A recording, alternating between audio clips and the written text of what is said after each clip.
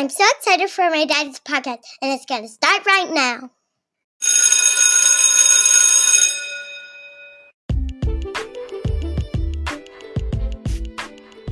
Welcome back to the Lessons for Success show. I'm your host, Adam Wardlaw, a middle school science teacher and high school football coach here in the state of South Carolina.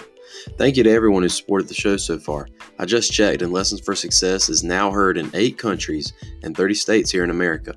Hopefully you've all gained some valuable insight from our guests so far on the show. Remember, new episodes come out every Sunday, and the show is available everywhere where podcasts can be found.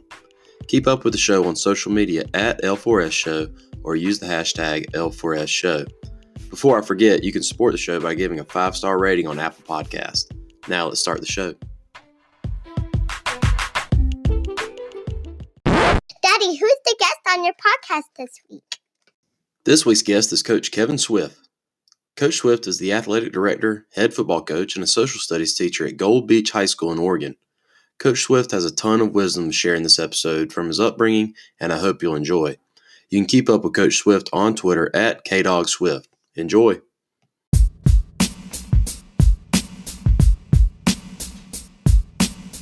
Hey, my name is Kevin Swift.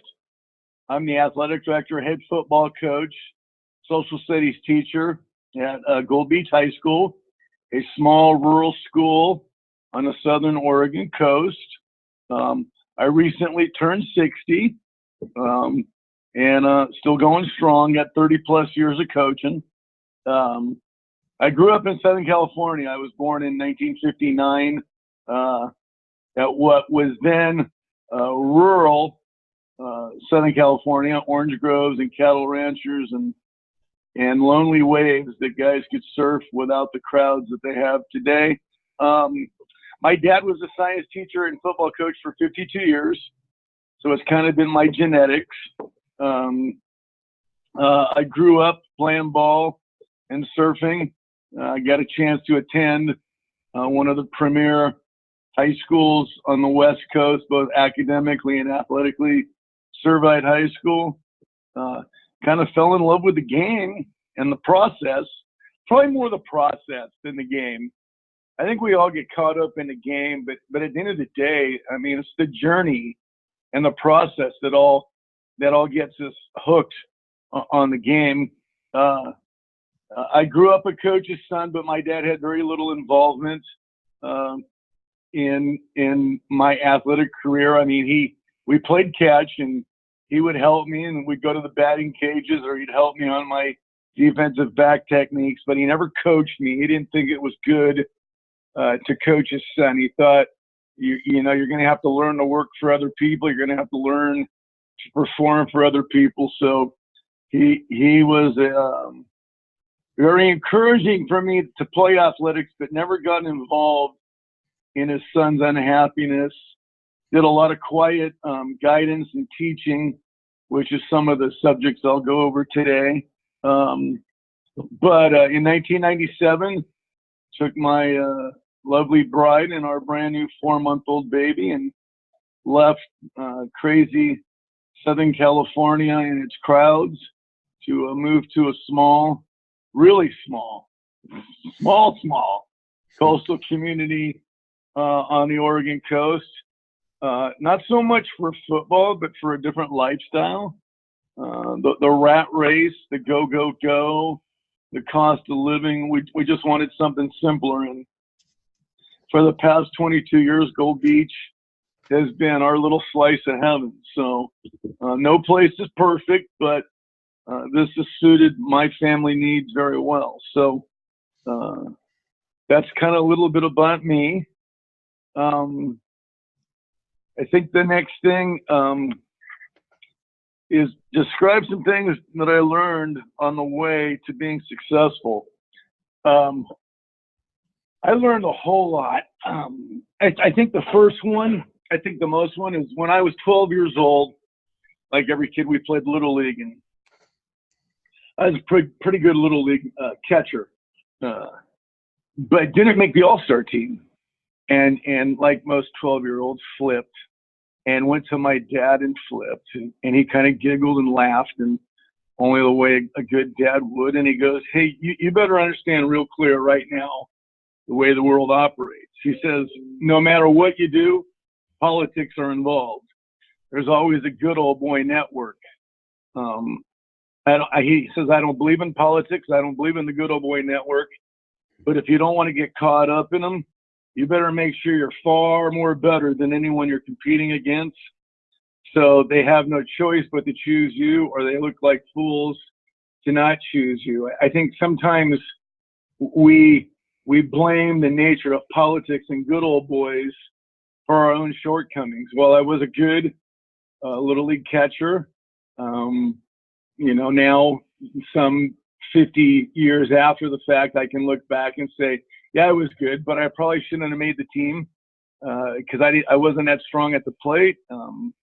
And while I was good, I wasn't great. The kid that made the team was great. So I think that kind of taught me to, when you deal with adversity, I think the first place to look is in the mirror. It's really easy to blame outside forces for our failures, and most of our failures are self-imposed. So, I kind of learned about the politics of athletics, no matter what level. Kind of learned about the good old boy network and encountered that when I moved to Gold Beach 22 years ago. I was told, well, this is the way we do things in Oregon. And I'm like, well, we're going to change it because they're not working. My whole theory on good old boy networks is it's just a bunch of guys covering each other's back so they can stay mediocre and keep their mediocre results. I've never been a fan of the good old boy system, but you got to work really hard to separate yourself from them. And most people don't want to work that hard. I think the other thing that I learned early is as I took the long 42-mile trip to Servite, because Servite's a high school in North Orange County, and I grew up in South Orange County. And as a freshman, my dad would drive me up every morning on his way to his school that he taught at. He kind of, put his arm around me as a freshman and said, just do the best you can. I hope you make the team. Don't worry about making your dad happy. Make yourself happy. And I kind of looked at him and I said, well, what are you talking about? I said, I'll do whatever I can to be successful. He goes, then you've learned the lessons that I've taught you. It has very little to do with talent. It has to do with how hard you want to work to achieve your goals. To me, there's no substitution in the world for a work ethic. I learned at a really young age, if I was willing to do more than the competitors I was competing against, that I would end up better than them, and the choices the coaches would make would come out to benefit me, and they did. While I was an average youth athlete, I blossomed into a very good high school athlete because the coaches at Servite nurtured that. They taught us the weight lift. They turned us into better athletes. Well, they taught us a lot about the game of football, the amount of time we spent in the weight room and on agilities and just making ourselves, better athletes. Paid dividends in all of our lives, whether we continued in football, baseball, or basketball, or business, or whatever. That work ethic that my parents installed into me and then was reinforced by the coaches at Servite is something that has served me well in my career, in my family, in my choices. So I think those are the two biggest ones. And then, we all carry a curse to a certain degree by the subject we teach. I had a dad who was a science teacher, and you can understand that. I think the curse that I carry is I'm a history teacher. And so I'm constantly trying to use history's lessons, history's motivation, history's way to help our young people achieve success. And I think one of the things that I we talk to all of my teams before big games, before big moments. It's okay to be scared. It's okay to have that fear of failure. Every one of those kids in those landing crafts heading towards Normandy Beach were scared to death. They were fear of failure. They were fear of losing their lives. I think what separates us as men and separates us as who we are is not the fear or not the being scared, but how we respond to that. Being scared and fear of failure are natural human feelings. And I would never tell a kid not to have it. I said, my question to the kid is, so how are you going to respond to that? Are you going to let it win, or are you going to win? And I think so much about athletics, so much about making a commitment to a sport, making a commitment to a way of life, making a commitment, involve those two things, a work ethic and the fear of failure. And I don't know where I read it. I don't know who said it, but I firmly believe it. Those periods of the greatest personal growth that we all experience are in those greatest moments of adversity or failure. People ask me all the time, what were my two most successful years of coaching? And you would think that I would refer to the state titles we've won and the league championships and all the big games we've played in. But I think the two 0-9 and 0-10 seasons are my greatest success stories. And I worked really hard to keep those kids together. Nobody jumped ship. Nobody pointed the finger.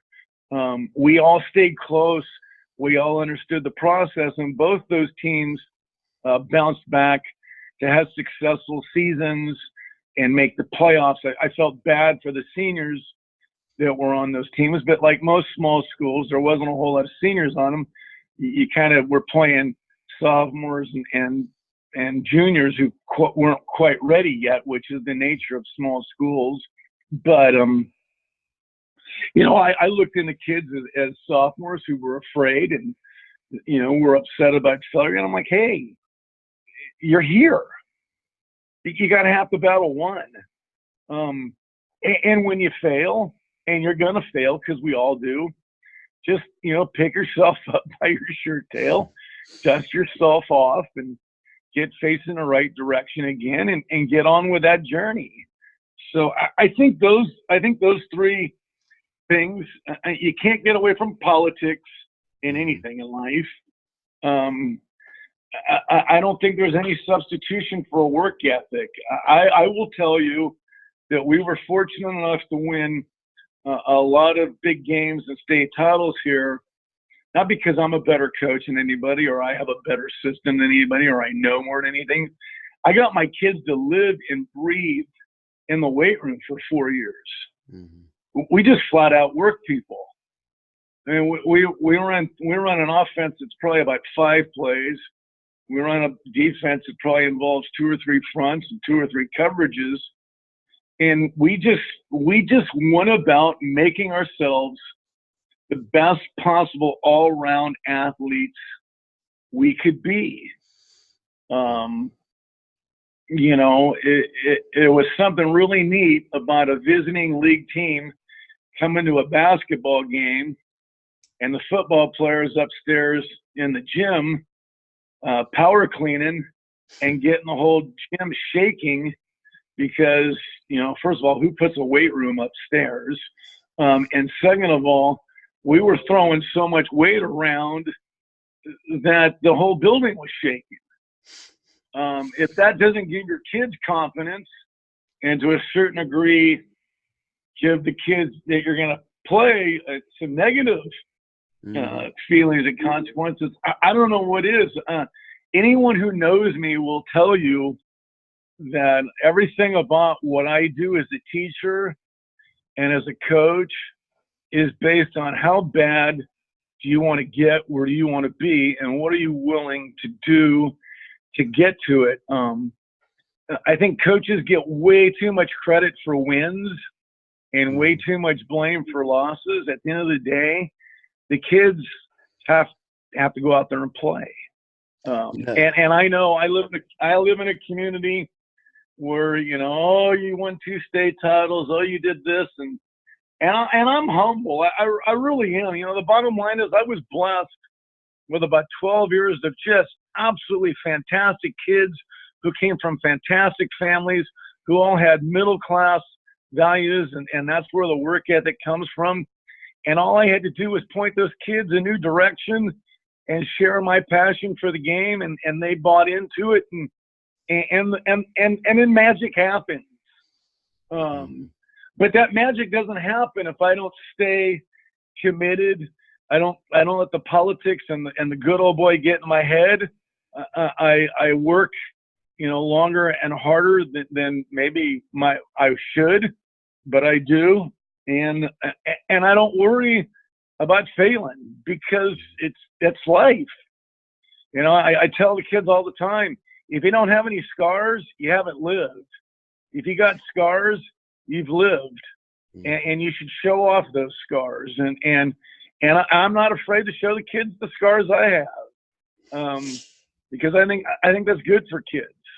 So, well, you know, something you mentioned earlier, Coach, this idea of leaving no doubt. You know, when you're in a situation where you're facing some adversity, and you've got to just leave no doubt that you are the best option. You know, if it's like in your situation with an all-star game, or, you know, whatever the situation is, a lot of people nowadays, they only hear or they only seek what they want to hear or seek. And it's because, at least in my opinion, that, you know, they don't want to deal with that, that differing opinion or anything like that. And, you know, I don't know how it is kind of in your guys' area, from a sports perspective. The whole idea of, you know, personal trainers and all that outside of the school and stuff that are working with some of our student athletes, you know, those student athletes are so quick to seek the opinions and stuff of these people rather than the people who they're going to be playing these games and stuff for. And in my opinion, it's because a lot of the time the high school coaches and those guys are actually telling them, you know, some objective things, some truth, whereas, you know, somebody that they're paying is telling them really what they want to hear. And I just love your message because it speaks to, you got to be willing to face that adversity, that differing opinion, you know, whenever it comes about. One thing that I jotted down that I really wanted to ask you about, you know, this idea of when you're in these situations where you feel like the odds are stacked against you. You know, you mentioned that, like a good old boy network, there's tons of businesses and organizations and systems where, you know, you basically so-and-so gets this job because of who they know or whatever the case is. You know, and you talked about how when you kind of went into this new area, there was some of that, and you tried tackling it head on. Do you have any advice for any of the people out there that might be going through similar situations to that? Well, yeah, I got a lot of it. You know, it was, first of all, Gold Beach hired me because nobody else would take the job. And that was the reality. They hired me in May of 1997, and they had at least 5 or 6 guys, obviously much smarter than me, turn the job down because we're isolated. We don't have personal trainers. We have salmon guides and bow hunting guides. I think the good old boy that I ran into, I think is what most coaches in most communities face when they get hired. You do an interview, they fall all over you, they offer the job, they say, God, you know, we want you to do what you said in the interview, and then you get the job and they start saying no to everything you want to do. It's like, wait a minute, you hired me as the football expert, you tell me that you want to win a state title and become a program that's in the conversation of the year, and I'm the expert, but everything I tell you we need to do, you say, no, we don't need to do that. Mm-hmm. When I got to Oregon 22 years ago, nobody lifted during the summer. Nobody lifted year-round. Nobody practiced and worked out during the summer. Everybody kind of waited until you had a cycle of athletes come through and kind of ran the way. Well, the problem in a small town is the expectations in a small town are about as unrealistic as you can get in the world. I mean, holy cow, if the New England Patriots came to Gold Beach, my community would expect me to beat them by 3 touchdowns. and it's the way it is. And that's not because they're bad people. It's because they're isolated. They don't, you can play Little League or flag football in Gold Beach and be an all-star. Well, yeah, you're an all-star because you're swimming in a puddle of water.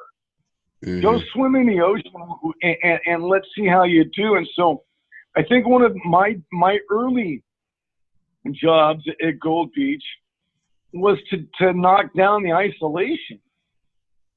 And because that helps you knock down the good old boy, we don't lift year round. Okay, well, great. Let's load up 2 Suburbans so I can go back down to Southern California and surf in some warm water. And we're going to go hang out Mater Dei for 3 or 4 days.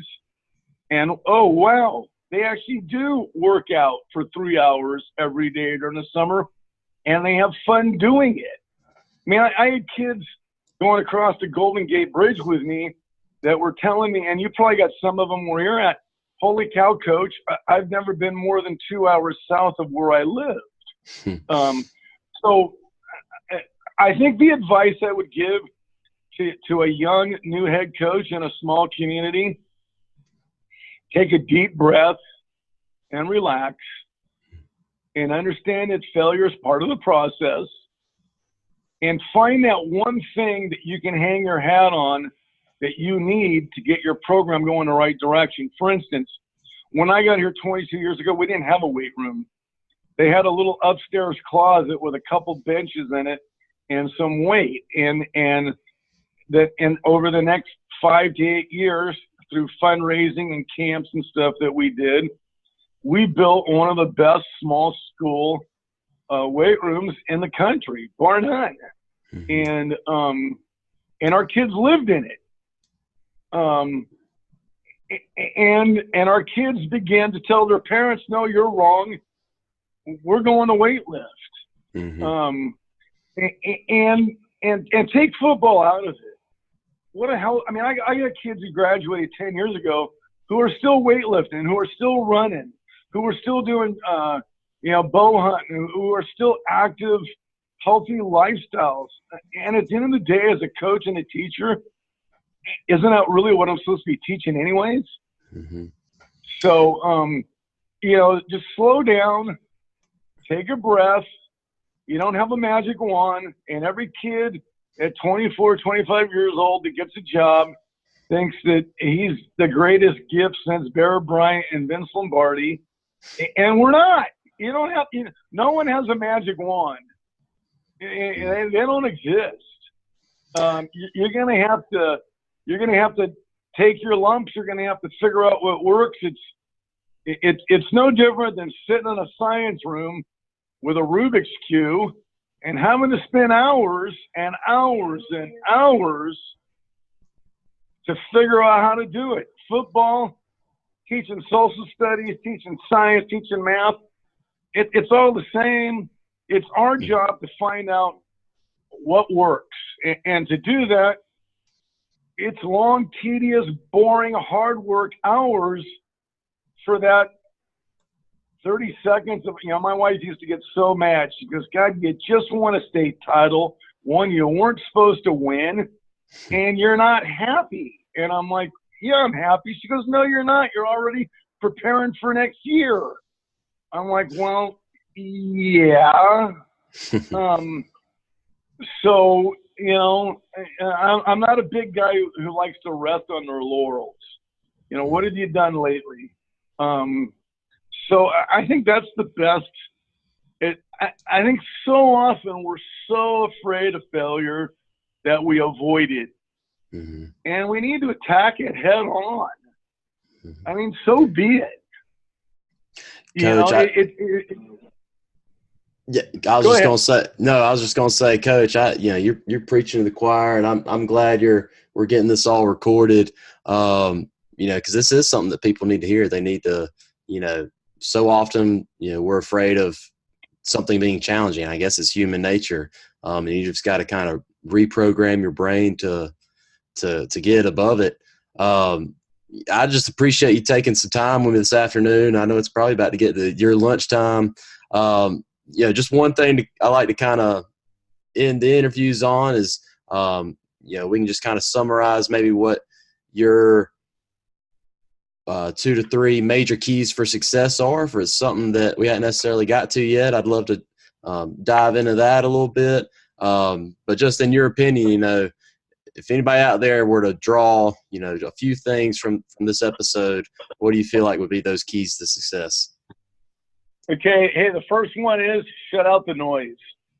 Just shut it out. And that's tough to do in a world where there's a ton of noise. Shut the noise out. Roll your sleeves up.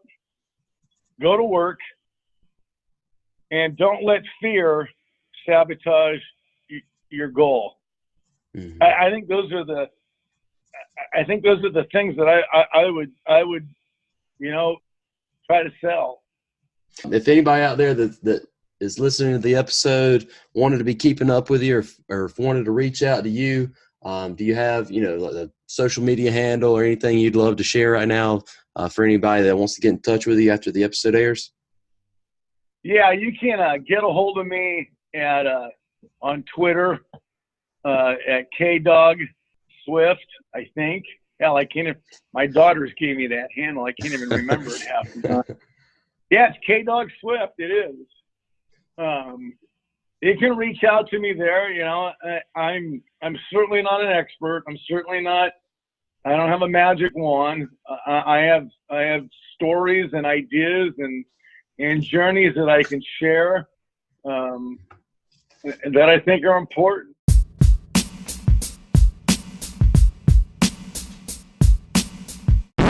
Daddy, I'm learning so much from this podcast.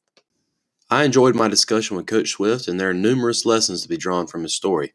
Let's review this lesson for success. Early in the episode, Coach Swift brought up the concept of the good old boy network. You may feel as though certain conditions are preventing you from achieving success that are beyond your control. In order to battle this adversity, Coach Swift emphasizes the need for a work ethic that is greater than those that stand in your way. Don't be afraid to challenge the status quo and bring new ideas or methods into the conversation to help you achieve your goals.